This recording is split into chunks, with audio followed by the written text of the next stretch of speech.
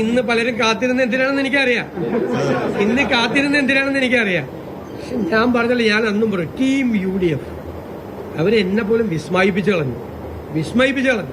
Team UDF അത് തരുന്ന ഒരു കരുത്തും ആത്മവിശ്വാസവും എന്ന് പറയുന്നത് വളരെ വലുതാണ്. ടീം UDF നിങ്ങളിനി പറഞ്ഞോ, നിങ്ങൾ വെറും UDF എന്ന് പറയണ്ട, ടീം UDF എന്ന് പറയാൻ പാടുള്ളൂ. അതാണ്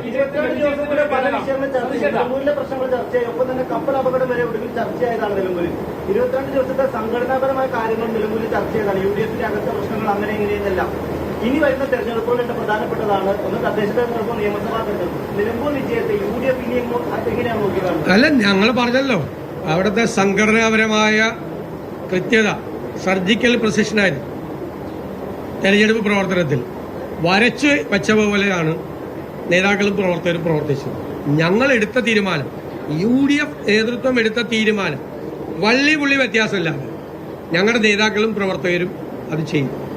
ഞങ്ങൾക്ക് ഏത് കേഡർ പാർട്ടിയെയും പരാജയപ്പെടുത്താനുള്ള സംഘടനാ വൈഭവവും പാഠവും UDFനുണ്ട് എന്നാണ് തെളിയിച്ചത്.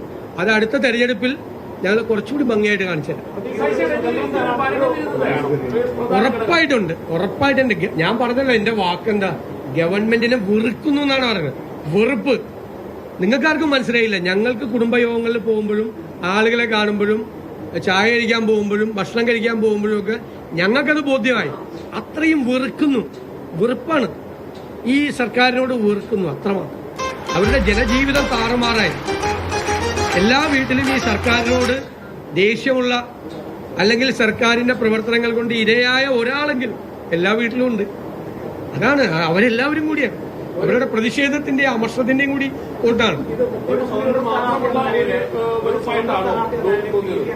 പിടിച്ച വോട്ട് അത് അത്യാവശ്യം മികച്ച വോട്ട് തന്നെയാണ്. അത് ഇടതുപക്ഷത്തിന്റെ വോട്ട് ബാങ്കിൽ വിള്ളലുണ്ടാക്കി എന്നൊരു വിലയിരുത്തലുണ്ട്. നിങ്ങളത് സെലിബ്രേറ്റ് ചെയ്യുന്നേ. നിങ്ങൾ എന്തെല്ലാമാണ് പറഞ്ഞത്, എന്തെല്ലാമാണ് തുടക്കത്തിൽ എല്ലാവരും ചേർത്ത് പറഞ്ഞത്. നിങ്ങൾ സെലിബ്രേറ്റ് ചെയ്യും. ഞങ്ങളെന്ന് പറഞ്ഞ വാക്കെന്താ, ഞങ്ങളുടെ പൊളിറ്റിക്കൽ വോട്ട് അത് അവിടെ ഉണ്ടാവുന്നതാണ്.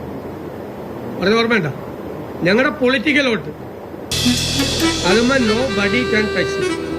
ഞങ്ങൾ പൊളിറ്റിക്കലായിട്ട് മത്സരിച്ചത് രാഷ്ട്രീയ യുദ്ധമായിരുന്നു. LDF UDF തമ്മിലുള്ള രാഷ്ട്രീയ യുദ്ധമായിരുന്നു. നിങ്ങൾ കണക്കെടുത്ത് നോക്ക്, അവസാനത്തെ കണക്കെടുത്ത് നോക്ക്. അല്ല, നോക്ക്, നിങ്ങൾ കണക്കെടുത്ത് നോക്ക്. എന്നിട്ട് നിങ്ങൾ അനലൈസ് ചെയ്യും. തീരുമാനങ്ങൾ ശരിയായിരുന്നു, UDFന്റെ തീരുമാനങ്ങൾ ശരിയായിരുന്നു എന്ന് കണക്കെടുത്ത് നോക്കുന്നത്.